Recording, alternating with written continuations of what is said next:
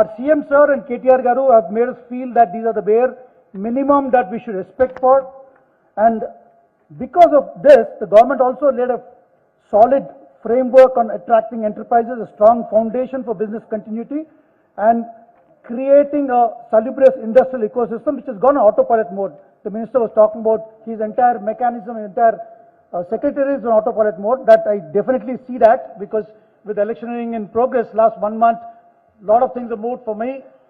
On a personal note, a lot of permissions have been granted during this 1 month as well. So we see a autopilot mode functioning of the government.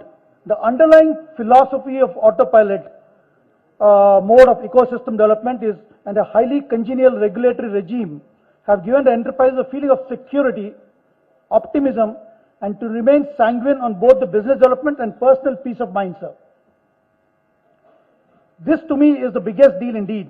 As an entrepreneur, if I have to be focused on growth and scale, I shouldn't be saddled with these mundane and inane problems, electricity, state regulations and permissions, logistics. We have often heard Minister talk about ease of doing business and quality of doing business and peace of doing business. And like many others here would echo, I must say my company is an example of taking this help from Telangana government. In our 2 decades of entrepreneurial journey, wherein I had both the width and depth in terms of geography and scale, moving from micro to small to medium to large, and from Balnagar, Bonpalli industrial area to Cherlapalli to Pashamalaram to Chandanwali. This entrepreneurial journey, the last 10 years were most profound and most experiential, and the quality of doing business has improved dramatically. I sincerely thank on behalf of all the industrial associations for making this possibility. Sir, your governments and your dynamism gives us great confidence on the future of the enterprises, and we remain confident of the further development of entrepreneurial ecosystem in the state. What we wish for is continuity of our government. Continuity of our government gives us cadence, rhythm, and harmony in our industrial development. So we would like the TRS government to continue and help this state of Telangana to grow, and all of us grow along with it. Obviously, we'll be saddling with that growth of Telangana. Sir, on our count, on the entrepreneurs count, we assure you of our support, as always we've given you, and we wish you all the best, very best, and thank you so much, sir. Thank you Srinivas గారు. ఒక పారిశ్రామిక మిత్రుడు ఎంత సేపటి నుంచో నేను మాట్లాడుతా అంటున్నాడు, కానీ అతను చెప్పే విషయం ఏంటంటే, నాడు కరెంటు లేదు, పరిశ్రమలు నడుపుదామంటే డబ్బులు లేవు, బ్యాంకులు అసెట్లను సీజ్ చేసినాయి, అమ్ముదామంటే ప్లాట్లకు ధర లేదు, ఊళ్ళో వ్యవసాయ భూముల్లో ధర లేదు, నేడు కరెంటు ఉంది, ఎక్కడ ప్లాట్ అమ్మినా కూడా మొత్తం ఎంటైర్ పరిశ్రమ అప్పుకట్టే పరిస్థితి ఉంది, అన్ని విధాలుగా మంచిగా ఉంది, నేను మాట్లాడతా అని అంటున్నాడు. ఆయన కూడా సమయాభావాలు ఇవ్వలేకపోతున్నాము. భావి తరాల నాయకుడు, తెలంగాణ బ్రాండ్ అంబాసిడర్, మనందరి అభిమాన నాయకుడు, మన మంత్రివర్యులు కేటీఆర్ గారిని స్పందించాల్సిందిగా కోరుతున్నాను.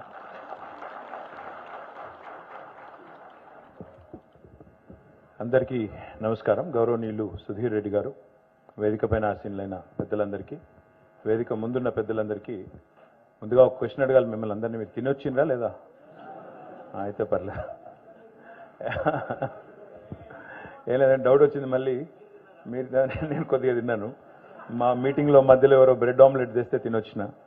20 రోజులు ఇట్లే ఉంటుంది, నిద్ర ఉండదు, తిండి ఉండదు, ఒక మీటింగ్కి వెళ్ళి ఒక మీటింగ్కి. బట్ థ్యాంక్ యూ, అందరికీ కూడా హృదయపూర్వకంగా ధన్యవాదాలు. ఎందుకంటే సహజంగా బిజినెస్ మెన్ ఎవరైనా కూడా, బిజినెస్ మెన్ కానీ బిజినెస్ విమెన్ కానీ, బాహాటంగా ఒక స్టాండ్ తీసుకుని ఫలానా వాళ్ళు గెలవాలి, ఫలానా వాళ్ళు తిరిగి రావాలి అని స్వతహాగా చెప్పరు. కానీ టుడే ఐ హంబ్లీ బో my head in front of all of you. నా శిరస్సు వంచి మీ అందరికీ ధన్యవాదాలు. ఎందుకంటే it takes a lot of guts to come out as a business man and say that ఫలానా వారు గెలవాలి అని చెప్పడానికి చాలా ధైర్యం కావాలి. మాట్లాడిన ప్రతి ఒక్కరికి, విచ్చేసి సంఘీభావం తెలిపిన ప్రతి ఒక్కరికి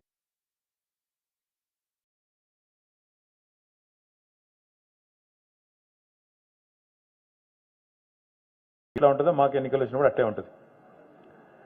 ఎట్లా ఉంటుందంటే, పరీక్షలు వచ్చినప్పుడు మీకు తెలుసు, సరిగ్గా మొదలు ఇయర్ అంతా సరిగ్గా చదవకపోతే ఏం చేస్తాము, లాస్ట్ 1-2 days నైట్ అవుట్ చేసి చదువుతారు పిల్లలు.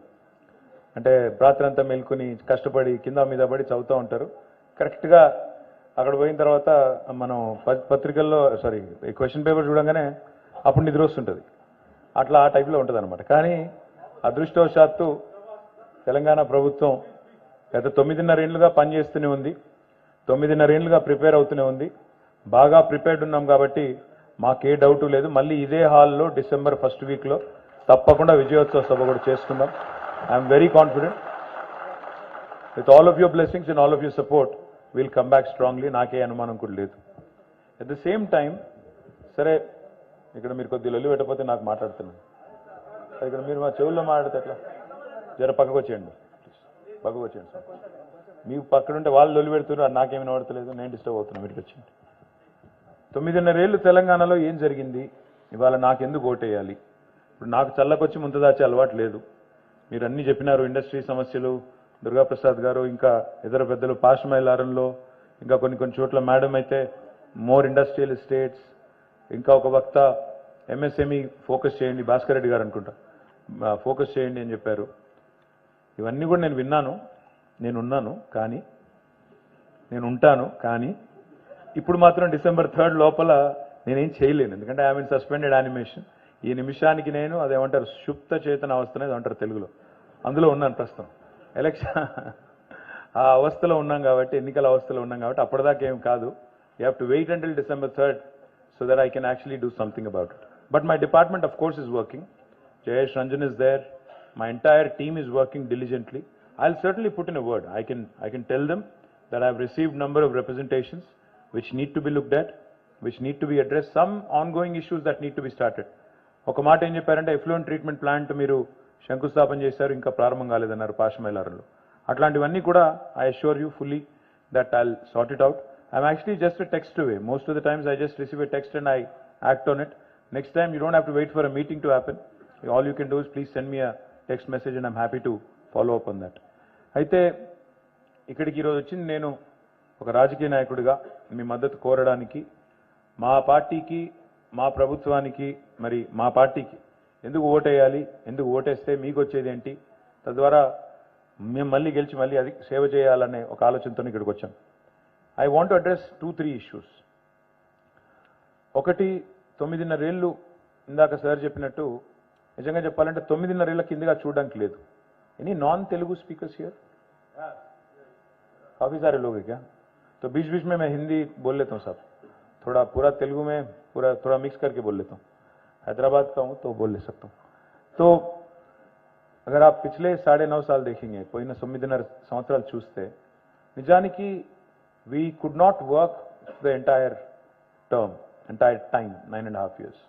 Because, as a new state, obviously for the first 6 months, it took time to settle in. The Kotta Rashtra. It was not a existing state and it was not like everything was handed on a platter. There are a lot of bifurcation issues, etc. Because ఒక అన్నదమ్ములు వేరుపడితే ఎట్లయితే కొద్దిగా time పడుతుందో settling ఇన్కి, అదే పద్ధతిలో మొదట 6 నెలలు మేము కూడా కొంచెం చిన్న చికాకులు, స్టేట్ ఫైనాన్సెస్ అర్థం చేసుకోవడానికి, ఏమేం చేయొచ్చు ఏమేం చేయలేము ఇవన్నీ అర్థం చేసుకోవడానికి మొదట 6 నెలలు పోయింది. అదే మాదిరిగా కోవిడ్ వచ్చిన తర్వాత ఇంకా మీకు తెలుసు మొత్తం ప్రపంచం అంతా బాధితులమే, మీరు బాధితులే, మేము బాధితులమే, అందరం బాధితులమే. కాబట్టి 2 years కోవిడ్లో పోయింది. సో నికరంగా చూస్తే ఎన్ని రోజులు పనిచేసినామంటే మళ్ళీ last few months of course మళ్ళీ ఎలక్షన్. కాబట్టి నికరంగా చూస్తే నిజంగా కూడా 6 ఏళ్ళే పనిచేసింది. ఎగ్జాక్ట్గా మాకు దొరికింది ఎంత అంటే 6 ఏళ్ళు. మరి 6 ఏళ్లలో తెలంగాణ ప్రభుత్వం కేసీఆర్ గారి నాయకత్వం ఏం చేసింది? For about 5-10 minutes I request you, మీరు పారిశ్రామికవేత్తలు, మీరు వివిధ పారిశ్రామిక వాడల ప్రతినిధులు అనేది మర్చిపోండి. కేవలం ఒక తెలంగాణ సిటిజన్గా, తెలంగాణ బిడ్డగా, తెలంగాణ సిటిజన్గా ఒక 10 నిమిషాలు ఆలోచించండి. సరిగ్గా 10 నిమిషాలు. నేను మిమ్మల్ని కోరేది ఏమంటే, ఒక తెలంగాణ బిడ్డగా, తెలంగాణ సిటిజన్గా ఆలోచించినప్పుడు, తెలంగాణ పౌరుడిగా ఆలోచించినప్పుడు మీకు స్పష్టంగా అర్థమయ్యేటి కొన్ని ఉంటాయి. ఈ ప్రభుత్వం వచ్చినాడు ఎన్ని అనుమానాలు ఉండేటి. ప్రభుత్వం వచ్చినాడు కేసీఆర్ గారి మీద, టీఆర్ఎస్ అనే పార్టీ మీద ఎన్నో అనుమానాలు, ఎన్నో అపోహలు. వీళ్ళు వస్తే గొడవలు అవుతాయంట, వీళ్ళు వస్తే హైదరాబాద్లో ఎవరు పెట్టుబడులు పెట్టరంట, అసలు తెలంగాణ ఏర్పడితే కరెంటు ఉండదంట, అసలు తెలంగాణ ఏర్పడ్డ తర్వాత పంచాయతీలు పెట్టుకోవడం తప్ప తెల్లారి నుంచి అసలు గవర్నెన్స్ ఉంటుందా, అసలు వీళ్ళకు ఒక ఉద్యమ పార్టీ ఆందోళనలు చేసి రాష్ట్రం తెచ్చిన పార్టీ, మరి వీళ్ళకి పరిపాలన చేతనవుతుందా? ఇన్ని అనుమానాలు మా మీద. నన్ను ఒక ఫ్రెండ్ డైరెక్ట్గా అడిగింది, ఒక అమ్మాయి, షీ వాజ్ అన్ ఇండస్ట్రియలిస్ట్. ఒకసారి ఇట్లాగే ఏదో ఒక మీటింగ్ పెడితే, it was a dinner meeting, డైరెక్ట్గా వచ్చి నాకు కొంత పరిచయం ఉంది కాబట్టి చనువు తీసుకుని అడిగింది, ఏంటి మీరు 50,000 మంది వచ్చి ఏదో మొత్తం మార్చ్ చేసి మొత్తం ఇక్కడ ఉండే ఆంధ్ర వాళ్ళ ప్రాపర్టీస్ అన్ని తీసేసుకుంటారంట కదా, అందరిని లాగేసుకుంటారంట కదా, తరిమేస్తారంట కదా అని అడిగింది. నేను ఎవరు చెప్పారు మీకు అన్నాను. ఏం లేదు, వాట్సాప్లో వచ్చింది అంది. అయినా వాట్సాప్లో వచ్చినాయని చదివేస్తే, వాట్సాప్లో వచ్చినాయని నమ్మేస్తే చాలా కష్టం తల్లి, అట్లాంటివి ఏమీ లేవు. మా సీఎం గారు స్పష్టంగా చెప్పారు, మా నాయకుడు స్పష్టంగా చెప్తున్నాడు, ఇది స్టేట్ ఫైట్, స్ట్రీట్ ఫైట్ కాదు, వీధి పోరాటం కాదు, మాకు వైలెన్స్ అనేది మేము చేసేది కాదు, మాకు ఆసక్తి లేదు అట్లాంటి సబ్జెక్టు, ఎలాంటి పంచాయతీలు కూడా ఉండవు. మేము ప్రజలకు ఇచ్చిన ప్రామిసెస్, తెలంగాణ ఉద్యమ సమయంలో 14 ఏళ్ల పాటు we have made several promises. ఈ తెలంగాణ వస్తే ఈ లాభం జరుగుతుంది, ఆ లాభం జరుగుతుంది అంటూ చెప్పినవన్నీ, వాటి అమలు కోసం పనిచేయడానికి మాకు ఒక రోజుల్లో 24 గంటలు ఉంటే కూడా సరిపోదు, మేము ఎక్కడ పెట్టుకుంటాం, కెలికి పంచాయతీలు పెట్టుకునే అవసరం మాకు లేదు అని చెప్తే కూడా చాలామంది నమ్మలేదు. 2014లో I held a meeting in Taj కృష్ణలో ఆ రోజు చాలా ఇండస్ట్రియల్ గ్రూప్స్ వచ్చినాయి, ఐటీ వాళ్ళు వచ్చారు, చాలామంది మిగతా వాళ్ళు వచ్చారు. I told them that day, I said, మీరు you have to wait for 1 year, Hyderabad will rock again, Hyderabad will do really well. మీరు పొరపాటున కూడా 1 ఎకరం భూమి ఉన్నా, అర ఎకరం ఉన్నా, ఒక 100 గజాలు ఉన్నా అమ్మకండి. ఎందుకంటే ఎవరెవరో చెప్తున్నారు భూముల విలువలు పడిపోతాయని, రంగారెడ్డిలో, హైదరాబాద్లో రకరకాల దుష్ప్రచారాలు చేస్తున్నారు, దయచేసి మీరు ఎవరు నమ్మకండి అని చెప్పాను. ఇన్ని అనుమానాల మధ్యన, ఇన్ని అపోహల మధ్యన మన ప్రయాణం ప్రారంభమైంది 2014 జూన్ 2 నాడు. కానీ with in a short span, 6 నుంచి 9 నెలల లోపలనే విజయవంతంగా, ఆనాడు మీకు గుర్తుండాలి, ఒక వేరే హోటల్లో ముఖ్యమంత్రి గారు వివిధ ఇండస్ట్రీ అసోసియేషన్స్తో దాదాపు 7 గంటల పాటు సమావేశం పెట్టారు. ఆల్ డిఫరెంట్ ఆర్గనైజేషన్స్ వచ్చి సీఎం గారు వరుసగా 7 hours కూర్చున్నారు. కూర్చున్న తర్వాత మాకందరికీ పిలిచి, ఆఫీసర్లందరినీ, మినిస్టర్స్ అందరినీ పిలిచి చెప్పారు, today I felt very sad as a chief minister, as a head of the state, felt very sad. నేను అడిగాను ఇండస్ట్రీ అసోసియేషన్స్ అన్నింటినీ, అందులో రిప్రజెంటేటివ్స్ని, what is the plight of timely clearances, time bound clearances ఇస్తున్నారా అని అడిగాను. సరైన ఆన్సర్ రాలేదు. ఎన్ని రోజుల్లో పర్మిషన్ వస్తుంది అంటే, దైవాధీనం, వాళ్ళ దయ మన ప్రాప్తం అన్నట్టు మాట్లాడారు. ఇండస్ట్రియల్ అలాట్మెంట్స్, ఇన్ఫ్రాస్ట్రక్చరు, వాటికి సంబంధించి పరిస్థితి ఏంటని అడిగితే సరైన సమాధానం, సంతృప్తికరమైన సమాధానం రాలేదు. సో పవర్ సిచ్యువేషన్ అయితే చెప్పాల్సిన అవసరం లేదు, చాలా పెథటిక్ ఉంది పవరు. 2 రోజులు పవర్ హాలిడేలు ఉంటే ఎట్లా, 3 రోజులు పవర్ హాలిడేలు ఉంటే ఎట్లా పరిశ్రమ నడుస్తుంది, ఎట్లా కార్మికులు వాళ్ళు 3 పూట్ల తినే పరిస్థితి ఉంటుంది. ఎందుకంటే హ్యాండ్ టు మౌత్ బతుకుతారు, రెక్కాడితే కానీ డొక్కాడదు. కాబట్టి ఎట్లా బతుకుతారు? మోర్ దెన్ ద ఇండస్ట్రియలిస్ట్, వాళ్ళ మీద ఆధారపడ్డ వేలాది మంది కార్మికుల పరిస్థితి ఏంటి అని చాలా చాలా సీరియస్గా క్యాబినెట్లో మా అందరితో చర్చ పెట్టారు. ఫైనల్గా మాకు ఆ రోజు మాకు బాగా గుర్తున్న ఒక సన్నివేశం, జయేష్ రంజన్ గారు 2-3 సందర్భాల్లో చెప్పారు, మీకు కూడా గుర్తున్నారు. అందరి ముందు అడిగారు ఆ రోజు కేసీఆర్ గారు. అప్పుడు industry special chief secretary was Pradeep Chandra, అప్పుడు జయేష్ గారు కమిషనర్ ఆఫ్ ఇండస్ట్రీస్ ఉండేది. అందరి ముందు అడిగారు, ఈ సెడ్ ఈ టైమ్లీ క్లియరెన్సెస్ లేకపోవడం ఏంటి అని అడిగారు. అడిగితే వాళ్ళు లేదు సార్, టైమ్లీ ఉంది, సింగిల్ విండో ఉంది, అదే అని వాళ్ళు కూడా చెప్పారు. చెప్తే ముఖ్యమంత్రి గారు అడిగిన మాట నా మనసులోంచి ఇంకా పోవట్లేదు, అసలు why should the government give a permission అని అడిగారు. ఇండస్ట్రీ అసలు ఎందుకు అప్లై చేసుకోవాలి, మనం పర్మిషన్ ఎందుకు ఇవ్వాలి, అది చెప్పండి మీరు అన్నారు. వాళ్ళు ఎదురు కూర్చున్న వాళ్ళు ఒక 10 నిమిషాలు బిత్తరపోయారు. ఎందుకంటే ఒక ముఖ్యమంత్రి సడన్గా ఇదివరకు 50 ఏళ్ళు లైసెన్స్ రాజులో లైసెన్సులు ఇవ్వడానికి అలవాటు పడ్డ ఐఏఎస్ అధికారులను పట్టుకొని ఐవరీ టవర్లో కూర్చుని మీ దగ్గరకు వచ్చి, అయ్యా మహాప్రభు మీ అందరికి దండం అని చెప్పి బతిలాడించుకునే అధికారులను పట్టుకొని స్ట్రైట్గా అడిగిన మాట, ఎందుకు ఇవ్వాలి అసలు పర్మిషన్, ఎందుకు ఇవ్వాలి government, why should the government be in the business of giving a clearance at all అంటే అందరూ బుర్రగులు కొక్కున్నారు, నెత్తికొక్కున్నారు, ఎందుకు ఇవ్వాలి నిజంగానే. ఫైనల్గా ఒక ఆయన ఏదో లాజికల్గా ఆన్సర్ చెప్పారు, సార్ ఏదైనా ప్రమాదం జరిగితే ఎట్లా, ఎవరు జవాబుదారి అని అడిగారు. అడిగితే దాని మీద ఆల్మోస్ట్ 1 గంటన్నర చర్చ జరిగింది. చివరికి ఆ రోజు తీసుకున్న నిర్ణయం ఏంటంటే, let the industry avail self certification, స్వీయ ధృవీకరణ, సెల్ఫ్ సర్టిఫికేషన్ చేసుకొనివ్వండి, as long as I'm in compliance with the law of the land, I'm going to be a law abiding enterprise, if the industry can actually self certify and start construction.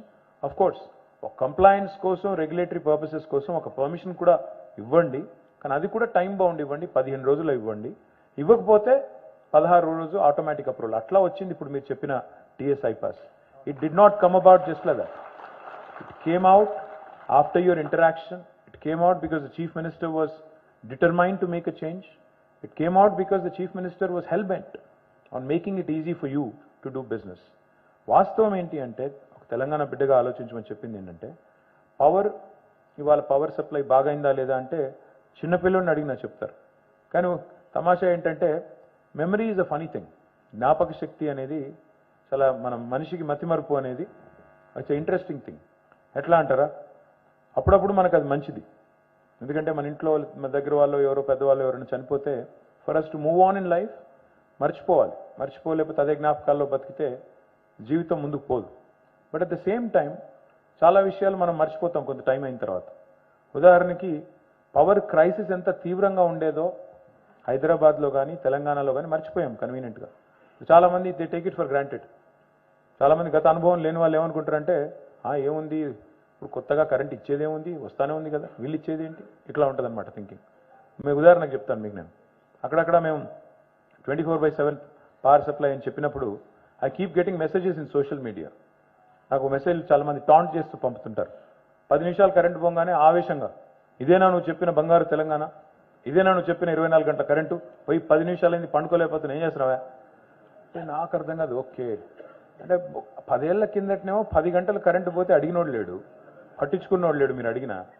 ఇవాళ 10 నిమిషాలు పోతే తిడుతున్నారు అంటే ఎంత బాగా అలవాటు పడ్డారు. ఆ అలవాటులోంచి 10 నిమిషాలు పోతే కూడా బర్దాస్త్ చేయలేని పరిస్థితి వచ్చిందంటే అప్పుడప్పుడు సంతోషం అవుతుంది, దుఃఖం కూడా అవుతుంది.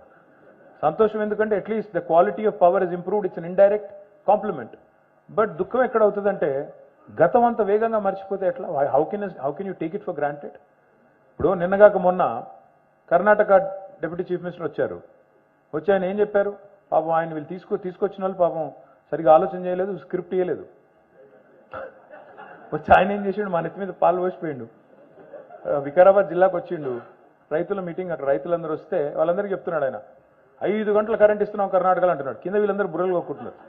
ఈయన కూడా బాబు ఇక్కడ 24 గంటల కరెంట్ ఇచ్చే రాష్ట్రానికి వచ్చి 5 గంటల కరెంట్ ఇస్తున్నా అని చెప్తున్నాడు, as if it's a big deal అని చెప్పి వీళ్ళు నవ్వుతున్నారు కింద. ఆయనకు అర్థం కావట్లేదు, బాగా మాట్లాడావు అని చెప్పి ఇంకా మళ్ళీ పంపించారు. మళ్ళీ రానిట్లేదు ఆయన ఇక్కడికి, ఇంకా మళ్ళీ వస్తే కొంప ముంచుతాడని అక్కడి నుంచి అక్కడే పంపించేసినారు. పాయింట్ ఏంటంటే ఇవాళ నేను ఇందాక ఇప్పుడు ఇండియా టుడేలో ఒక షోకి పోయి వచ్చిన, వాళ్ళని అదే అడిగాను నేను. ఇప్పుడు I'm not a fool to think I'm going to be in power forever. Nobody is here forever, we know that. మనం భూమి మీదకి వచ్చిందే ఎక్స్పైరీ డేట్తో వస్తాం. ఎప్పుడో అందరం పోవాల్సిందే. కాకపోతే మనం ఏదో పర్మనెంట్గా బతుకుతాం అన్నంత పోజులు కొడుతూ బతుకుతాం, కానీ ఎవరం బతుకం. Nobody is here forever. కాకపోతే రోజు బతికే స్టైల్ ఎట్లుంటుందంటే శాశ్వతం మనం ఇక్కడ దానికి పనికి మాలిన పంచాయతీలు పెట్టుకొని, ఈగో ప్రాబ్లంలు పెట్టుకొని, కొన్నిసార్లు మాటలు బంద్ చేసి దోస్తులతోని చుట్టాలతోని ఆ టైప్లో బతికేస్తుంటాం ఏదో పర్మనెంట్గా వచ్చినట్టు. వాస్తవం ఏంటి, nobody is here for ever కొన్ని రోజులకి. అందులో అధికారం ఇంకా షార్ట్. ఎవ్వరు కూడా అధికారంలో పర్మనెంట్గా ఉండరు. పెద్ద వాళ్ళే పోయారు ఈ దేశంలో. ఇందిరాగాంధీ ఓడిపోయింది, ఎన్టీ రామారావు ఓడిపోయారు. మేము అంతకంటే పెద్దవాళ్ళం అయితే కాదు. బట్ పోవాలి, నాకు తెలుసు ఎప్పుడు దిగాలి. డెఫినెట్గా ఎప్పుడో ఒకప్పుడు అందరం దిగాల్సిందే. ఇందులో కూర్చున్న తర్వాత కుర్చీలో అందుకొని అక్కడ కూర్చోడానికి అది ఫెవికాల్ లేదు, ఫెవిక్విక్ లేదు. కాబట్టి 5 ఏళ్ళకి ఒకసారి మాకు పరీక్ష వస్తుంది, ఆ పరీక్ష పాస్ కావాలి, రెన్యువల్ కావాలి. When should people think of an alternative? ఎప్పుడు, ఏ సందర్భంలో? మాకంటే మెరుగైన పరిపాలనా నమూనా ఎవరైనా ఆవిష్కరించినా, లేదా ఈ దేశంలో ఇంకో రాష్ట్రంలోనో వాళ్ళు if they have done better, they should bring that example here. ఇది చూసారా, వీళ్ళకంటే బెటర్ చేశాము కాబట్టి మాకు అవకాశం ఇవ్వండి అని చెప్పాలి. లేదా దే షుడ్ అట్లీస్ట్ సే వీళ్ళు ఫలానా రంగంలో ఫెయిల్ అయ్యారు కాబట్టి మాకు అవకాశం ఇవ్వండి అని చెప్పాలి. ఈరోజు ఏం జరుగుతుంది తెలంగాణలో? Let me quickly encapsulate what has happened in the last 9.5 years. Happy to share with you, 1,14,000 rupees was Telangana's per capita income. తలసరి ఆదాయం తెలంగాణది 1,14,000 రూపాయలు 2014లో. ఈరోజు భారతదేశంలోనే అత్యధిక తలసరి ఆదాయం కలిగిన రాష్ట్రంగా, నెంబర్ 1 రాష్ట్రంగా తెలంగాణ 3,17,000 రూపాయలతో అగ్రభాగానికి వచ్చింది. ఇదేదో ఈజీగా అయిపోయే పని, దీనిలో ఏముంది అని ఎవరైనా అంటే, అది ఎవరున్నా అయ్యేది కదా అని ఎవరైనా అనుకుంటే, మరి ఎవరున్నా అయ్యేది ఉంటే ఇదివరకు కూడా కావాలి కదా. ఇప్పుడు పవర్ ప్రాబ్లం సాల్వ్ చేయడం అంత ఈజీ అవుతే ఎలక్ట్రిసిటీ క్రైసిస్ని నివారించడం అంత చాలా ఈజీ, చాలా అయిపోయింది, ఆటోమేటిక్గా అయిపోయింది, చూమంతరంటే అయిపోయింది అంటే మరి 65 ఏళ్ళు ఎందుకు కాలేదు? ఆ ప్రాబ్లం ఎందుకు సాల్వ్ కాలేదు? Why did it remain a challenge? Drinking water హైదరాబాద్లో కొన్ని ప్రాంతాల్లో 14 రోజులకు ఒకసారి నీళ్ళు వచ్చే పరిస్థితి. 14 రోజులకు ఒకసారి. కుత్బుల్లాపూర్ ఆ ప్రాంతంలో, నిజాంపేట ఆ ప్రాంతంలో 14 డేస్కి ఒకసారి వచ్చేది. ఇవాళ కనీసం ఆల్టర్నేట్ డే వస్తుంది. ఆల్టర్నేట్ డే కనీసం 1.5 hour వస్తుంది. కానీ మా డ్రీము, మా ఆశయం అది కాదు. మీకు ఆల్టర్నేట్ డే నీళ్లు తాగించడం కాదు. నేను చాలాసార్లు చెప్తా ఉంటాను, మీరు చూసింది ట్రైలర్ మాత్రమే, ఇంకా సినిమా ముందుందని చెప్తా ఉంటాను నేను. ఈ 9.5 years మీరు చూసింది కొంతే, ఇంకా ఆలోచన చాలా పెద్దది మాది. మేము ఊహించే హైదరాబాద్, మేము ఊహించే తెలంగాణ ఎట్లాంటిది అంటే, కేసీఆర్ గారు చెప్పే తెలంగాణ ఎట్లాంటిది అంటే, ఆల్టర్నేట్ డే వాటర్ సప్లై ఉండే తెలంగాణ కాదు. 24 గంటలు నీళ్ళు ఇచ్చే రోజు నేను మీకు తప్పకుండా పరిచయం చేస్తాను, మీరు చూస్తారు. I promise you this. It is a dream of mind, a personal dream of mind. ఎందుకంటే నాకు కొన్ని అనుభవాలు అట్లా ఉన్నాయి. నేను దావోస్కి వెళ్ళినప్పుడు మొట్టమొదటిసారి ఆ జ్యూరిక్లో హోటల్లో దించారు. జనరల్గా హోటల్కి పోగానే ఏం చేస్తాం మనం? ఫ్రెష్ అయ్యి ఆడ వాటర్ బాటిల్ ఏడుందని ఎత్తుకుంటాం. ఆడ వాటర్ బాటిల్ దొరకలేదు. ఇదేం బాధరా, వీడు ఇది కూడా అమ్ముతున్నాడా ఏందని చెప్పి ఫ్రిడ్జ్లో చూసిన. ఫ్రిడ్జ్లో ఆల్కహాల్ ఉంది తప్ప వాటర్ లేదు. ఇది ఎక్కడ బాధ అని చెప్పి, నీళ్లు దొరకలేవు, ఏం చేయాలని చెప్పి అటు ఇటు చూసి వాడికి ఫోన్ చేసిన. అయ్యా మరి వాటర్ బాటిల్ లేదు, ఇదేంద్రా మీరు వాటర్ బాటిల్ పెట్టకపోతే ఎట్లా అంటే ఏమన్నాడు తెలుసా? Sir please go to your bathroom, అక్కడ గ్లాస్ ఉంది, ట్యాప్ వాటర్ నీళ్ళు తాగమన్నాడు. నేను బాత్రూమ్ నీళ్ళు తాగడం ఏంటి దరిద్రం కానీ. పోయిన లోపలికి పోయి చూస్తే అక్కడ ఒక చిన్న కార్డు పెట్టింది. తర్వాత ట్వీట్ కూడా చేశాను ఆ రోజు. దాని పేరు జ్యూరీ వాటర్. జ్యూరీ వాటర్ అంటే ఇది మా జ్యూరిక్లోని స్ప్రింగ్ వాటర్. ఇది ఇక్కడ ఉండే నీళ్ళని సాఫ్ చేసి మీకు ఏదైతే మీరు బాత్రూంలో స్నానం చేయడానికి వాడుకునే నీళ్ళునే దీన్నే తాగొచ్చు, అంత శుద్ధమైన వాటర్ ఇస్తున్నాం మీకు, this is portable drinking water అని చెప్పింది. ఆ రోజు అనిపించింది నాకు, అంటే మనకు వాళ్ళకి తేడా ఏంటి, ఎక్కడున్నారు వాళ్ళు, ఎక్కడ మిగిలిపోయాం మనము అని ఆలోచిస్తే, tomorrow the Telangana that I would like to see, the Hyderabad I would like to see is the one where our children should feel safe and confident drinking that tap water, and that tap should be functional and it should be up and running 24/7. I'm not saying 2 ఏళ్లలో అయిపోద్ది 3 ఏళ్ళు అయిపోద్ది అని నేను cinema చూపెట్టాను. ఓట్ల కోసం అట్లా అబద్ధాలు చెప్పాల్సిన అవసరం లేదు. It will happen, but it might take some time. కొద్దిగా ఒక 5-6 ఏళ్ళు పట్టొచ్చు, బట్ ఐ ప్రామిస్ యూ ఇది తప్పకుండా చేసి పరిచయం చేసే బాధ్యత నేను తీసుకుంటాను. అదే మాదిరిగా డ్రింకింగ్ వాటర్ బాగైంది, కరెంటు బాగైంది. ఇవాళ తెలంగాణలో మీరు చూస్తే ఇండస్ట్రీ ప్రాస్పర్ అయ్యిందా లేదా, భూముల ధరలు పెరిగాయా లేదా నాకు మీరు చెప్పాల్సిన అవసరం లేదు, మీకే తెలుసు. 2014లో భూముల ధరలు ఏంటి, ఇవ్వాలేంటి. ఇండస్ట్రీ ఢమాలన్నారు, భూముల ధరలు ఢమాలన్నారు, మొత్తం అన్ని పోతాయన్నారు, ఇండస్ట్రీ ఎత్తిపోతుందన్నారు. Today I'm proud to share with you, even in October when I was already one leg into elections, I was working on bringing a Karnataka company here. Karnataka నుంచి కేన్స్ అనే ఒక కంపెనీ, మైసూర్ బేస్డ్ కంపెనీ, వాళ్ళని కర్ణాటక ప్రభుత్వం వాళ్ళకి ఒక హామీ ఇచ్చింది. కొత్త ప్రభుత్వం, కాంగ్రెస్ ప్రభుత్వం వచ్చిన తర్వాత హామీ ఇచ్చింది. 4 వారాల్లో ల్యాండ్ అలాట్ చేస్తామని చెప్పారు. It's 3,000 crore investment. They are into OSAT and packaging, electronics మ్యానుఫ్యాక్చరింగ్లో ఉన్నారు వాళ్ళు. ఇట్స్ 12,000 crore మార్కెట్ క్యాప్ ఉన్న కంపెనీ. అది పెద్ద company, Mysore based company. It's run by gentlemen called Ramesh and his wife Sarita Ramesh. వాళ్ళు 4 వారాల్లో ఇస్తామని చెప్పి 4 వారాల్లో ఇవ్వలేదు ల్యాండ్. అప్పటికి 6 వారాలు దాటింది. నాకు తెలిసింది, తెలంగాణ మా టీం చెప్పాను, అరే ఇదేదో ఉంది కేన్స్ అనే కంపెనీ, చాలా ఇంట్రెస్టింగ్ కంపెనీ ఉంది, why don't we reach out, why don't we talk to them. మా వాళ్ళు వెళ్ళారు, సైలెంట్గా మాట్లాడి నా దగ్గర తీసుకొచ్చారు. తీసుకొచ్చిన తర్వాత ఆయనని నేను ఐ థింక్ సెప్టెంబర్ ఎండ్లో కలిస్తే ఆయన అన్నారు, సార్ నేను మైసూరులో ఉండాలి రేపు, మళ్ళీ ఇప్పుడే గవర్నమెంట్ వచ్చిందాడ, మరి ఇప్పుడే వచ్చి మళ్ళీ నేను అక్కడ నుంచి వాళ్ళతో ఒక MOU చేసుకున్నాను. సరే వాళ్ళు MOU వాళ్ళు ఫుల్ఫిల్ చేయలేదు, వచ్చిన ఆబ్లిగేషన్ వాళ్ళు ఫుల్ఫిల్ చేయలేదు, నేను క్యాన్సిల్ చేసుకోవచ్చు, కానీ అక్కడ కూడా వ్యాపారం చేయాలి కదా, కాబట్టి ఒక మాట వాళ్ళకి చెప్పిన తర్వాత మీరు అనౌన్స్ ఎదురు పోయి చెప్పొస్తాను మర్యాదకి అంటే, నేను అన్నాను మరి మీరు పోతే మళ్ళీ వాళ్ళు పట్టేసుకుంటారు సార్, పట్టేసుకొని లేదు లేదు లేదు నేనే ఇస్తాను, ఎక్కడ పోవద్దని చెప్పి మీకు మళ్ళీ ఫెన్స్ వేసేస్తారు, వద్దు సార్ అన్న. అంటే ఈసారి లేదండి నాకు ఆ ధైర్యం ఉంది, నేను వెళ్ళి మాట్లాడతానని చెప్పి అక్కడికి వెళ్ళి మంత్రి గారితో మాట్లాడాడు.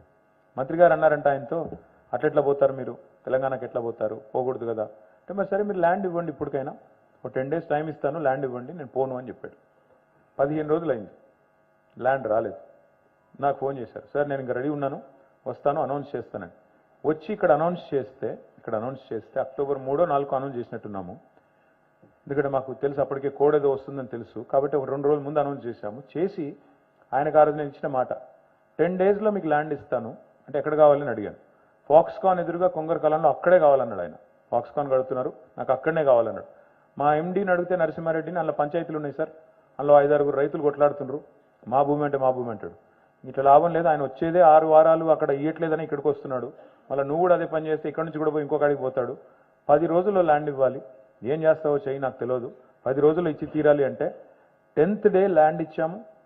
24th October రోజు they broke ground while I was in election. ఇక్కడ నేను ఎలక్షన్ కొట్లాడుతున్నా, ఆ భూమి పూజ కూడా నేను పోలేదు, ఎందుకంటే మోడల్ కోడ్ ఆఫ్ కాండక్ట్ ఉంది కాబట్టి పోలేదు.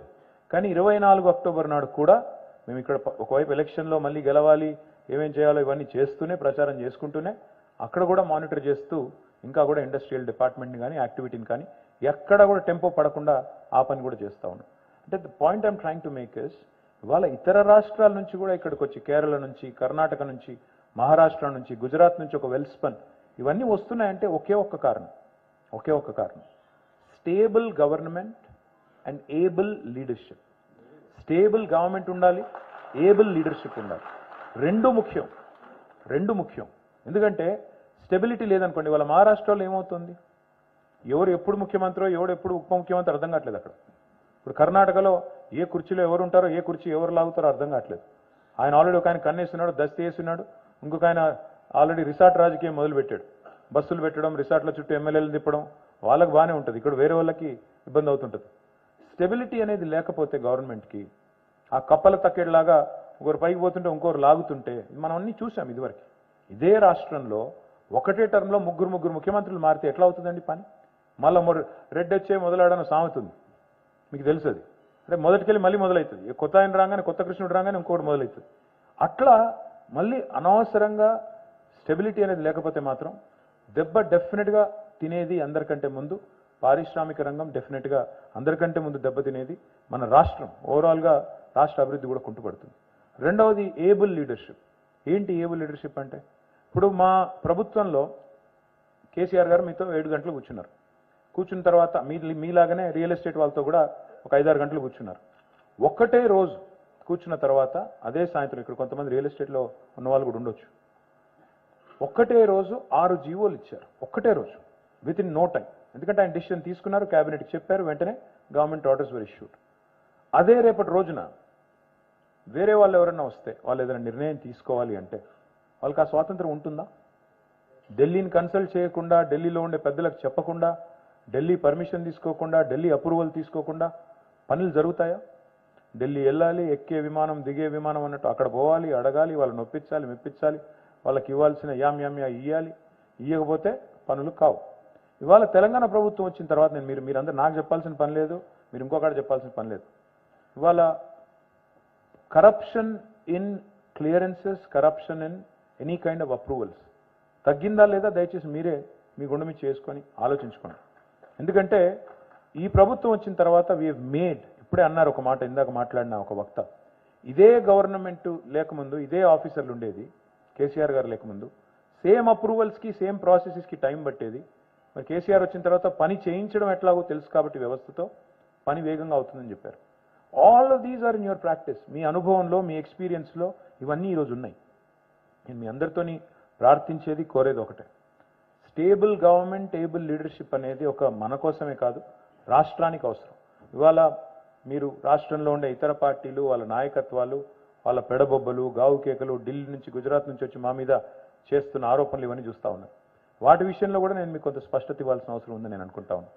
ఏముంది, what are the charges on us today? ఏమంటున్నారు వచ్చి మమ్మల్ని?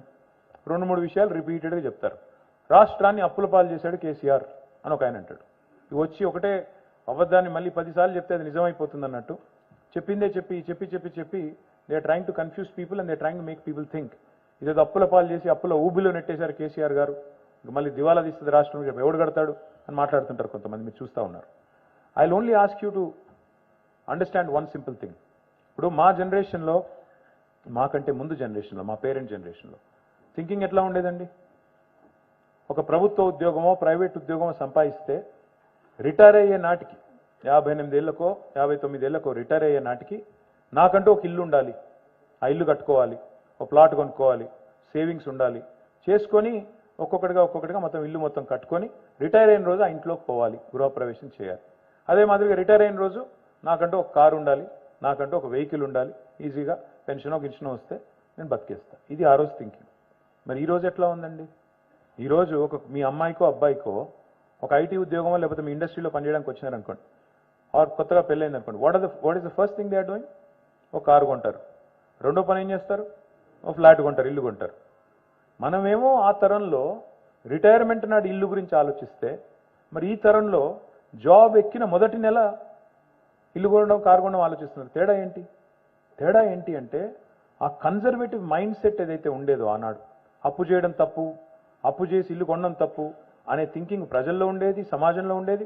ఇన్స్టిట్యూషన్స్ కూడా ఆనాడు లోన్స్ ఇచ్చేది కాదు, అంత నమ్మి ఇచ్చేది కాదు. అబ్బో ఇవ్వాలంటేనే, లోన్ ఇవ్వాలంటేనే పెద్ద కథ. అట్లాంటిది ఈ రోజు ఎట్లా ఉంది? మీరు వద్దన్న ఫోన్లు చేసి లోన్లు ఇస్తామంటున్నారు. మీరు వద్దన్న ఫోన్ చేసి పర్సనల్ లోన్ ఇస్తాం, ఈ లోన్ ఇస్తాం, ఆ లోన్ ఇస్తాం. ఎందుకు చెప్తున్నా ఇదంతా అంటే, ఇవాళ కేసీఆర్ గారి ప్రభుత్వం ఇప్పుడు పవర్ క్రైసిస్ నివారించింది, పవర్ని బాగా సమృద్ధిగా ఇస్తోంది. మీకు తెలుసు ఎట్లా నివారించారు కేసీఆర్ గారు? ఊరికిన అయిపోయిందా? 7,000 మెగావాట్స్ నుంచి 24,000 మెగావాట్స్కి ఇన్స్టాల్డ్ కెపాసిటీ పెంచాలి. మరి ఏం చేయాలి? ఊరికైనా కాదు కదా, చూమంతరంటే కాదు కదా. We have taken a loan from power finance corporation, we have taken a loan from REC. తీసుకుని we have started large number of power projects.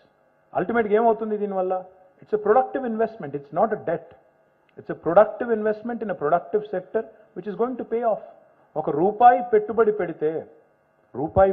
పెడితే ఇంకో రూపాయి సంపాదించవచ్చు అనే కదా మీరందరూ కూడా అప్పు చేసేది, మీరందరూ కూడా బ్యాంకుల దగ్గర, ఫైనాన్షియల్ ఇన్స్టిట్యూషన్ల దగ్గర అప్పు తీసుకునేది. అప్పు తీసుకొచ్చి ఒకవేళ నేను మొత్తం పంచిపెట్టాను అనుకోండి, అది తప్పు. అప్పుడు మీరు తప్పు పట్టవచ్చు, అప్పుల పాలు చేశారని మాట్లాడవచ్చు. అప్పు తీసుకొచ్చి మేము పెట్టింది ఎక్కడెక్కడ? పవర్ సెక్టర్లో, ఇంటింటికి నీళ్ళు ఇచ్చే డ్రింకింగ్ వాటర్లో. అది కూడా దానివల్ల కూడా హెల్త్ బర్డెన్ తగ్గుతుంది కదా. Because 80% of the diseases are water borne diseases. దానివల్ల కూడా హెల్త్ ఎక్స్పెండిచర్ తగ్గుతుంది, స్టేట్ ఎక్స్చెకర్కి ఆ భారం తగ్గుతుంది. మూడవది ఇరిగేషన్ ప్రాజెక్టులు, నాలుగవది హెల్త్ ఇన్ఫ్రాస్ట్రక్చర్, ఐదవది ఎడ్యుకేషన్ ఇన్ఫ్రాస్ట్రక్చర్. ఈ ఇన్ఫ్రాస్ట్రక్చర్లో క్యాపిటల్ ఎక్స్పెండిచర్ మీదనే మేము అప్పు తెచ్చి పెట్టాము తప్ప, అంటే తిరిగి మళ్ళీ పెట్టుబడి రూపంలో మళ్ళీ తిరిగి రాష్ట్రానికి సంపద పునరుత్పత్తి చేసే రంగంలో పెట్టాము తప్ప అనుత్పాదక రంగంలో, నాన్ ప్రొడక్టివ్ సెక్టర్లో పెట్టలేదు. దయచేసి అది అర్థం చేసుకోవాలి. ఇంకొక మాట, today our debt GSDP ratio, because debt is eventually linked to the growth, our debt GSDP ratio is among the bottom 5 states in India. 28 రాష్ట్రాలు ఉంటే 28 రాష్ట్రాల్లో కింది నుంచి 5వ ర్యాంకులో 23వ ర్యాంకులో ఉన్నది తెలంగాణ డెట్ GSDP రేషియోలో. వీఆర్ ఎగ్జిబిటింగ్ ఫిస్కల్ ప్రూడెన్స్ చూపెడుతూనే FRBM రూల్స్కి అతిక్రమించకుండానే ఈ కార్యక్రమం చేస్తున్నాం. ఇంకొక మాట కూడా మీకు చెప్పాలి అప్పుల విషయంలో, so that you can discuss and debate in your family, in your circle, among your employees. Ivala the two most developed countries in the world evandi, America and Japan. America debt GDP ratio ento telusa meeku? 116%, if I remember correctly, subject to correction of course. Japan ento telusa debt GDP ratio? 200% పైన. భారతదేశాన్ని ఎంతో తెలుసా? 60%. తెలంగాణది ఎంతో తెలుసా? 25%. మరి అప్పుల పాలు చేశాడంటే మమ్మల్ని బీజేపీలు తిరిగితే ఇంకా నా ఫనీ ఉంటుంది. ఎందుకంటే మోడీ గారి కంటే ముందు 14 మంది ప్రధానమంత్రులు పనిచేశారు భారతదేశానికి. అందరూ కలిసి సమిష్టిగా చేసిన అప్పు మోడీ గారి కంటే ముందు 14 మంది ప్రధానమంత్రులు. The total debt of the country, national debt, was 56 lakh crore. And one prime minister, 15th prime minister of India Narendra Modi single హ్యాండెడ్గా చేసిన అప్పు ఎంతో తెలుసా మీకు? 112 లక్షల కోట్లు. ఆ 14 మంది చేసిన దానికి రెట్టింపు అప్పు చేశారు. మరి ఆయన చేసిన తప్పేనా? మేము చేసిన తప్పైతే? My humble request to all of you is understand this in the current context, especially when you're making investments into productive sectors. రెండవ మాట మమ్మల్ని రిపీటెడ్గా అనేది ఏంటి? మీరు కుటుంబ పాలన అంతా ఒక కుటుంబమే బాగుపడ్డది. ఇప్పుడు రాష్ట్రం తలసరి ఆదాయం 1,14,000 రూపాయల నుంచి 3,17,000 పెరిగితే ఒక్క కుటుంబమే బాగుపడిందండి. ఇక్కడ మీ కుటుంబాలన్నీ బాగుపడలేదా? మీ మీద ఆధారపడ్డ కార్మికుల కుటుంబాలు బాగుపడలేదా? కేవలం ఒక కేసీఆర్ గారి కుటుంబమే బంగారు కుటుంబం అయింది, మిగతా ఎవరు కాలేదు. అది మా మీద ఛార్జ్. అర్థం ఉందా అందులో ఏమన్నా? ఇప్పుడు మేము నిజంగానే మొత్తం దోచేసుకొని ఇప్పుడు వచ్చిన ప్రతి ఒక్కరు తిరుగుతాడు ఢిల్లీ నుంచి, కేసీఆర్ అవినీతి పరుడు, కేసీఆర్ ఇది, కేసీఆర్ అది. మరి 9.5 ఏళ్ళ నుంచి మీరేం చేస్తున్నారు? అన్ని ఇన్స్టిట్యూషన్స్ ఉన్నాయి కదా మీ చేతుల్లోనే. నిజంగానే మేము తప్పు చేసింటే why are you not going after us, why are you not taking action? ఊరికే వచ్చి నోటికి వచ్చినట్టు మాట్లాడమేనా? నోటికి వచ్చినట్టు మాట్లాడి ఒక అబద్ధాన్ని 100 సార్లు చెప్తే నిజమవుతుందనే సామెతను పట్టుకొని ఎన్నిసార్లు రిపీట్ చేస్తే అంత మంచిదని వచ్చిన ప్రతిసారి అదే సొల్లు పురాణమా? కొత్తదని చెప్పరా? తెలంగాణకి ఏం చేశారో ఒక్కటి చెప్పరు. తెలంగాణకు మీరు ఏం చేశారు, ఎందుకు ఓటేయాలంటే చెప్పే పరిస్థితి లేదు. కేవలం కేసీఆర్ని తిడితే 4 ఓట్లు వస్తాయి, కేసీఆర్ని ఇన్సల్ట్ చేయాలి. If we have done something wrong, you think Modi will spare us? ఆయన మమ్మల్ని వదిలిపెడతాడా? ఆయన ఎట్లా జుట్టు చేతిలో పట్టుకొని ఎవరెవరిని ఎట్లా చేయాలో అట్లా చేసే మనిషి ఆయన. వదిలిపెడతాడు ఆయన? ఇవాళ విచిత్రం ఏంటంటే రాహుల్ గాంధీ గారు వచ్చి మేము మోడీ కలిసిపోయామంటాడు. మీరు మోడీ ఆ పవర్ మా బీజేపీకి బీ టీము. మేము ఇప్పుడు మా పార్టీ పుట్టింది 2001లో, 23 ఏళ్ళు అయింది. 4 ఎలక్షన్లు కొట్లాడడం. This will be our 5th general election. In 4 elections we had only alliances twice. ఒకసారి 2004లో కాంగ్రెస్తో, 2009లో టీడీపీతో, 2014లో ఒంటరిగా కొట్లాడాం, 2018లో ఒంటరిగా కొట్లాడాం, ఇప్పుడు కూడా ఒంటరిగా కొట్లాడుతున్నాం. మేము జీవితంలో ఎన్నడూ బీజేపీతో శాసనసభ ఎన్నికలు, పార్లమెంట్ ఎన్నికలు కాదు, స్థానిక సంస్థల ఎన్నికల్లో కూడా పొత్తు పెట్టుకోలేదు. మరి మమ్మల్ని ఉత్తగానే జాయింట్ వేసి ఏమంటారు, కవిత గారిని అరెస్ట్ చేయలేదు కాబట్టి మీరు ఒకటైపోయారు. మరి సోనియా గాంధీ గారి మీద విచారణ జరుగుతోంది, ఆమెను కూడా అరెస్ట్ చేయలేదు కదా. ఈడీ విచారణ సోనియా గాంధీ మీద కూడా జరుగుతోంది, ఆమెను కూడా అరెస్ట్ చేయలేదు. రాహుల్ గాంధీ గారి మీద విచారణ జరుగుతోంది, ఉनको भी అరెస్ట్ नहीं करे तो उन्होंने भी दोनों मिलके क्या दोनों मिल गए. అంటే ఏది పడితే అది బట్టగాల్చి మీదేసుడే ఉరుకుడే. అంటే ఇది ఎట్లా అయిపోయిందంటే అబద్ధం అనేది నిజం అనేది కడప దాటే లోపల అబద్ధం అంతా ఊరంతా తిరిగి వస్తుందంట. ఈ వాట్సాప్లో ఆ దిక్కుమాలిన సోషల్ మీడియా వచ్చిన తర్వాత ఏది నిజమో ఏది అబద్ధమో, ఇదిగో పులి అంటే అదిగో తోక, దున్నపోతి నిందని ఒక ఆయన అంటే జున్నుపాలదే అని ఇంకో ఆయన అంటాడు. ఎవరు నాయన దున్నపోతి ఈయనదరా అని చెప్పేవాడే లేకుండా పోయాడు. అంటే unfortunately what has happened is, సరే మేము కూడా దాన్ని ఖండించాలి, ఎప్పటికప్పుడు మేము కూడా చెప్పాలి. కానీ ఎంత చెప్పినా అబద్ధం, నేను చెప్పాను కదా, అబద్ధం ట్రావెల్ చేసినంత ఫాస్ట్గా, రూమర్స్ ట్రావెల్ చేసినంత ఫాస్ట్గా నిజం చెప్తే కూడా ఎక్కదు. నెగిటివ్ అనేది చాలా ఫాస్ట్గా పోతుంది. ఇప్పుడు సుధీర్ రెడ్డి కాదు మంచోడు కాదు అని నేను చెప్తే ఫాస్ట్గా పోతుంది. చాలా మంచోడు, గొప్పవాడు, తెలంగాణ ఉద్యమంలో పనిచేశాడు అంటే దానికి పెద్ద గిరాకీ లేదు. అదే సుధీర్ అన్న 100 కోట్లు దోచిండు అని అన్నాను, అబ్బో సుధీర్ రెడ్డి అంట 100 కోట్లు దోచేసిండంట. ఇది దేశం. ఇంకా విచిత్రమైన పరిస్థితి కూడా తయారైందండి. ఇప్పుడు ఎట్లా ఉందంటే, ఒకరు అంటారు Rythu Bandhu పెద్దవాళ్ళకే ఇస్తున్నారంటారు. Rythu Bandhu, my humble request you, ఇది కూడా ఒకటి తరుగుతూ ఉంది. నాకు 2 ఎకరాలు ఉంది, నాకు సంవత్సరానికి 20,000 రూపాయలు వస్తుంది ఇన్వెస్ట్మెంట్. సుధీర్ రెడ్డికి 10 ఎకరాలు ఉంది, ఆయనకు 1,00,000 రూపాయలు వస్తుంది. నాకు వచ్చిన 20,000 మీద సంతోషం లేదు, ఆయనకు వచ్చిన దాని మీద ఏడుపు ఎక్కువ ఉంది. ఇదేం దరిద్రం? నీకున్న కాడికి నీకు వస్తుంది, ఆయనకున్న కాడికి ఆయనకు వస్తుంది. సరే, నేను అర్థం చేసుకోగలను, మరీ డబ్బులు ఉన్న వాళ్ళకి ఎందుకు ఇస్తున్నారు, okay, maybe we should trim it, maybe 5 ఎకరాలకో 4 ఎకరాలకో తగ్గించాలి. అది కూడా తప్పకుండా ఈసారి గవర్నమెంట్లోకి వచ్చినాక అది కూడా ఆలోచన చేస్తాం, ఐ ప్రామిస్ యూ. అది కూడా ఉంది మీ మనసులో, నాకు తెలుసు.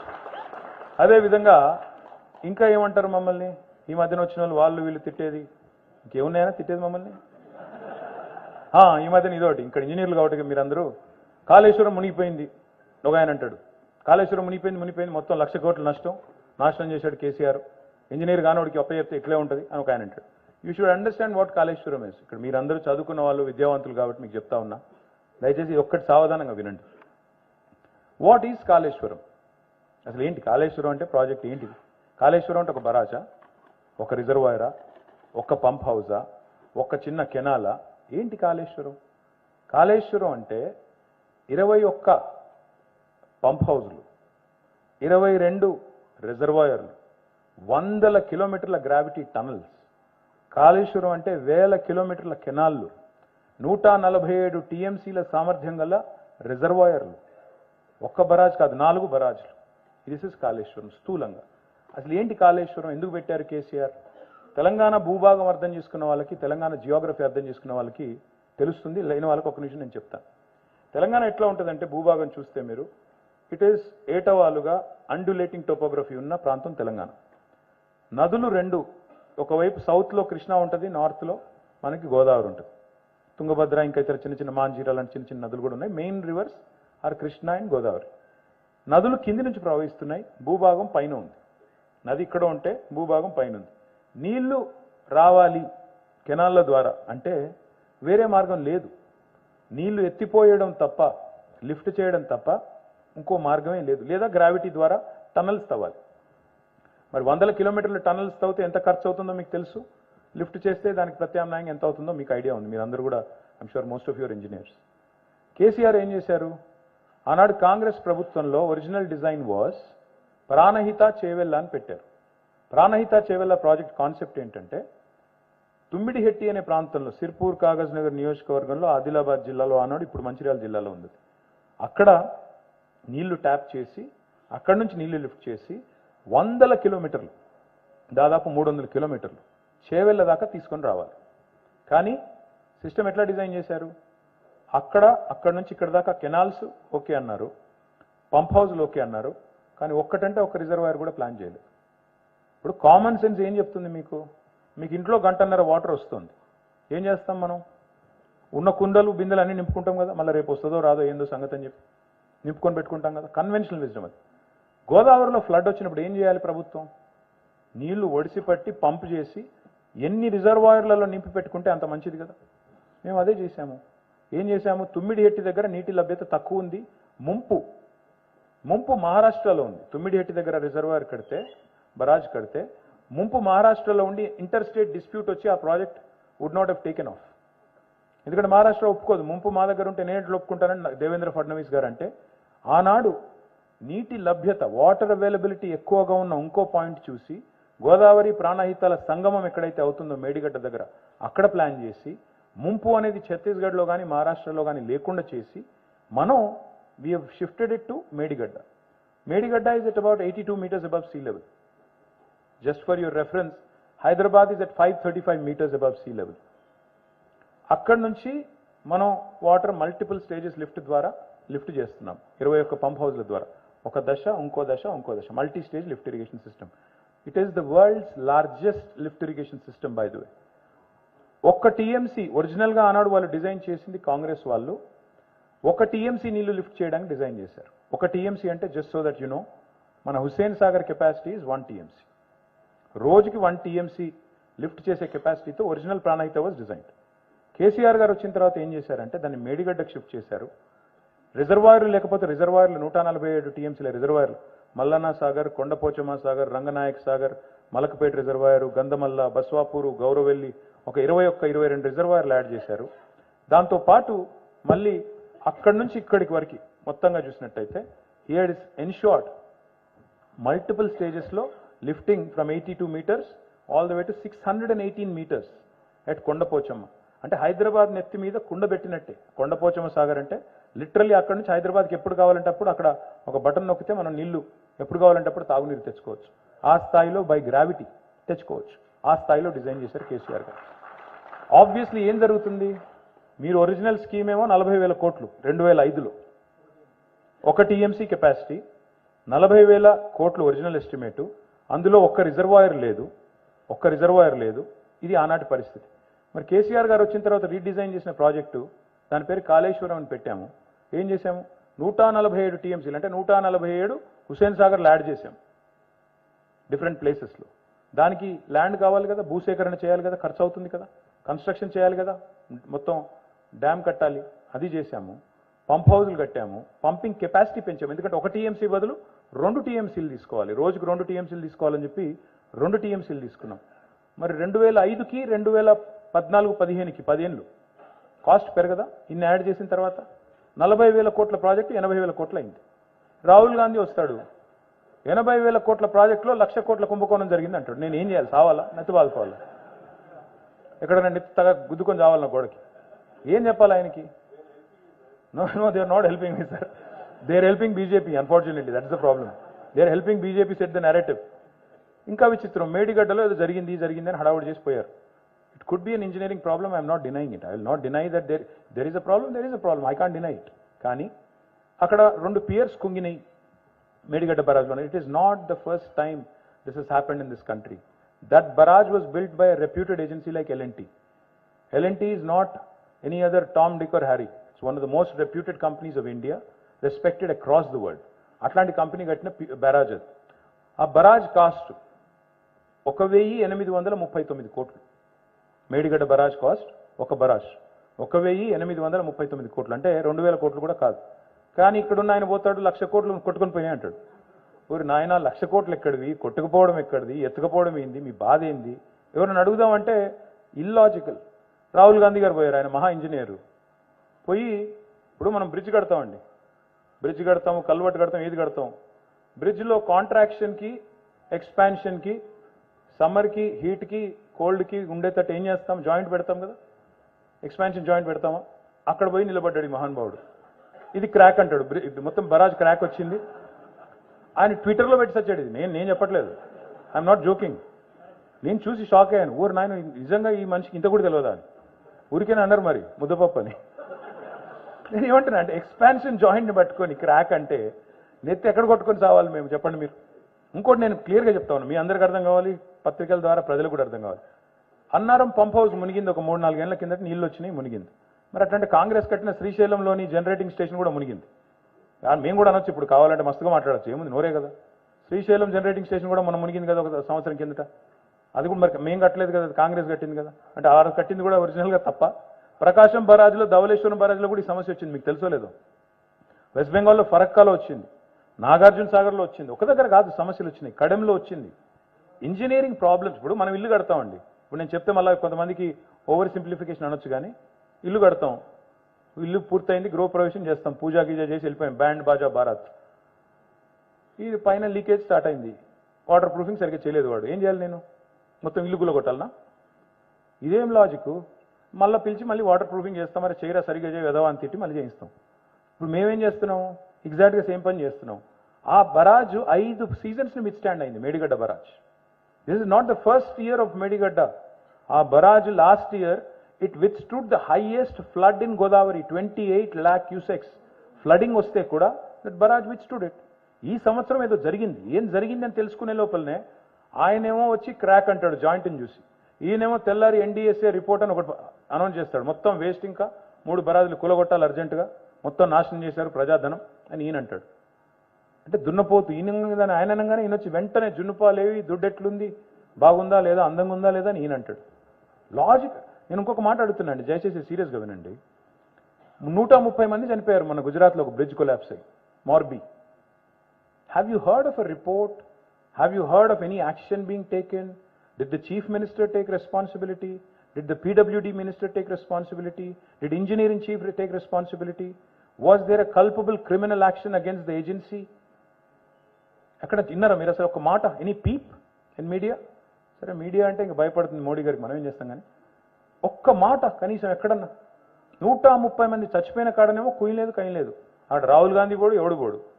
ఇక్కడ మాత్రం కేసీఆర్ని ఈ రాష్ట్రం నుంచి దాటనివ్వద్దు. తెలుసు వాళ్ళకి ఏం జరుగుతుందో. కేసీఆర్ గారు మళ్ళీ 3వ సారి గెలిస్తే ఏం జరుగుతుంది? ఈయన ఊరుకునే టైపు కాదు, మహారాష్ట్రకు పోతాడు, గ్యారంటీ అక్కడ చిచ్చు పెడతాడు, ఈ 2 పార్టీలకి వీళ్ళ ప్రాస్పెక్ట్స్ దెబ్బ కొడతాడు, అక్కడ కూడా 10-15 ఎంపీలు గెలుస్తాడు, రేపు ఢిల్లీలో మళ్ళీ జెండా పాతుతాడు, పాతి మా సంగతి ఏంటో తెలుసు అంటాడు. ఇది వాళ్ళ బాధ.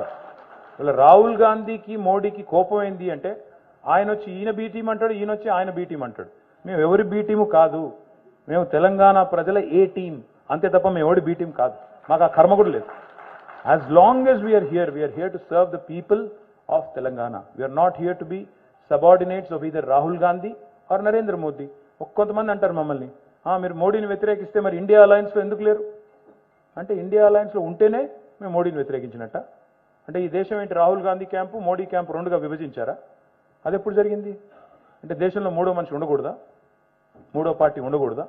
మేము వాళ్ళకో వీళ్ళకో వత్తాసు పలుకుతూ తోక పార్టీ కావాలా? Why is that? There are 13 political parties in this country which are not aligned either to NDA or India. So are all of them B teams? I know उनको माटा ये आदत पड़ गई इनको, राहुल गांधी साहब को.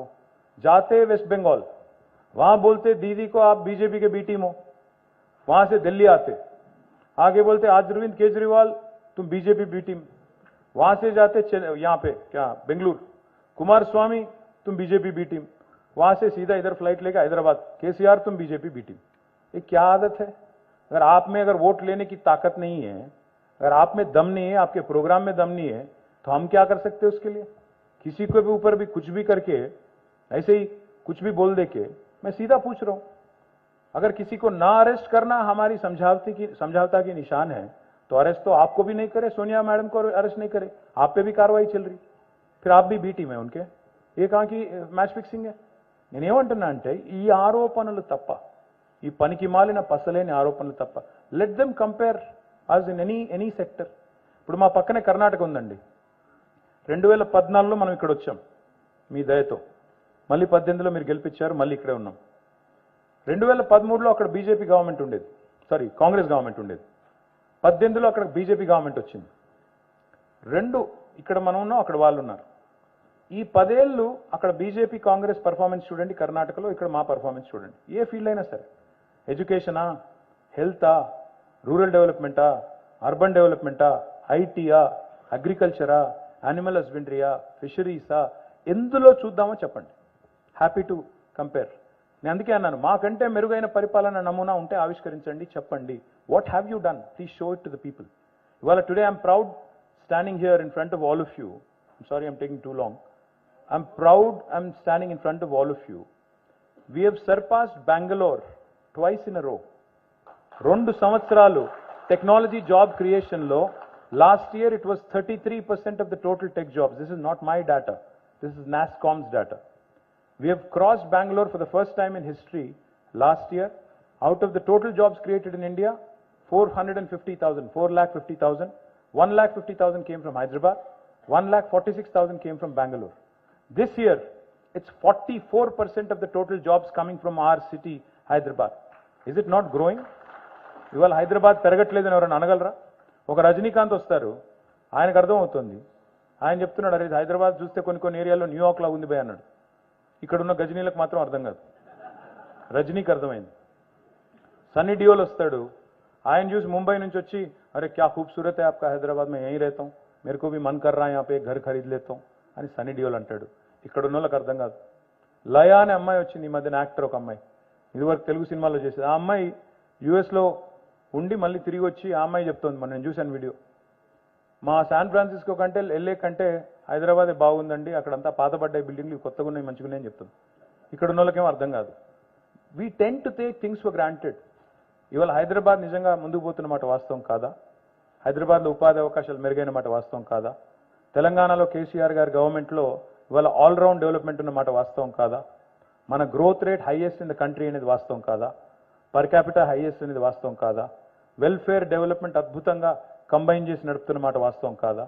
అందుకే నేను చివరిగా మీకు చెప్పేది ఒకటే, చాలాసార్లు మనుషులు మన మధ్యలో ఉన్నప్పుడు వాళ్ళ విలువ తెలియదు, కొన్ని ఇన్స్టిట్యూషన్స్ బాగా నడుస్తున్నప్పుడు వాటి విలువ మనకు అర్థం కాదు.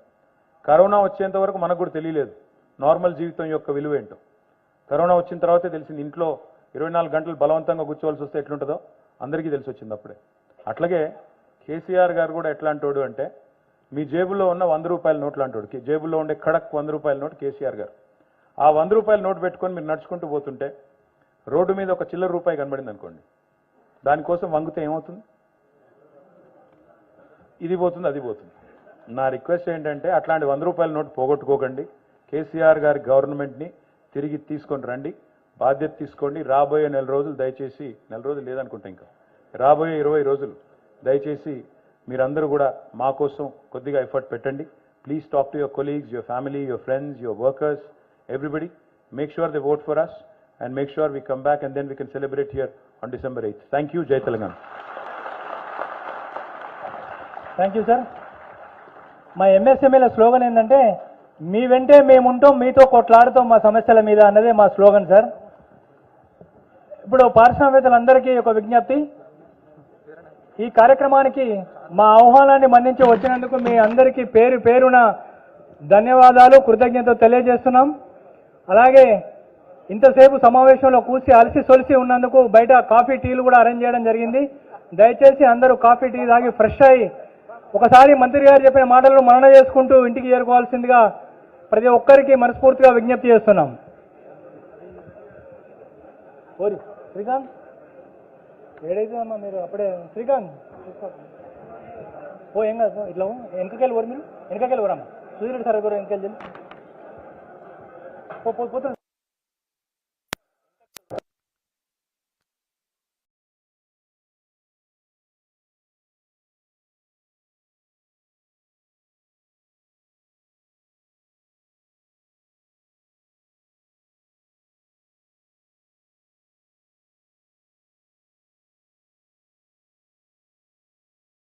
स्कूटर, एक हेडफोन्स और इलेक्ट्रॉनिक्स ले रहे हो कि सब्जी?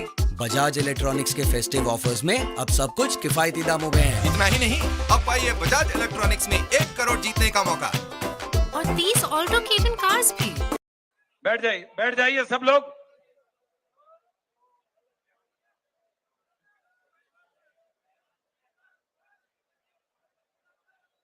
सब लोग बैठ जाएं। मैं सबसे पहले आमंत्रित करूंगा, जिनको आमंत्रित किया जाए उनको छोड़कर शेष लोग अपने स्थान पर ही बैठे रहें। मैं आमंत्रित करता हूं जिला कांग्रेस कमेटी के अध्यक्ष आदरणीय सदाशिव यादव और हमारे कार्यवाहक अध्यक्ष भाई सौरभ पटेल और ये आकर के जल्दी स्वागत करें। उसके बाद हमारी प्रत्याशी बहन रीना बोरासी आकर के स्वागत करेंगी। मैं बाकी लोग पीछे हट जाएं। अर्चना जी प्लीज बैठ जाइए जो मैं कह रहा हूं। इसके बाद आमंत्रित कर रहा हूं हमारी बहन रीना बोरासी जी को, वो आए और आकर के गुलदस्ता लेकर के जल्दी से लेकर आए। गुलदस्ता स्वागत करिए, दौड़ के आए। बस बैठ जाएं अपने स्थान पर। स्वयं अपना जितेंद्र भाई स्थान ग्रहण करें। उसके बाद मैं श्री यूनुस, रीना जी के बाद यूनुस पटेल, जिन्होंने हमको बहुत सहयोग दिया है इस आयोजन में, श्री यूनुस पटेल को मैं आमंत्रित करता हूं कि वो आए और स्वागत करें। स्वागत की बेला हम सभी की ओर से, सारे मंच और सामने बैठे हुए लोगों की ओर से जोरदार ताली बजा करके स्वागत करें। भाई जीतू पटवारी जी की ओर से भी हम स्वागत करते हैं, अभिनंदन करते हैं। जीतू पटवारी जी को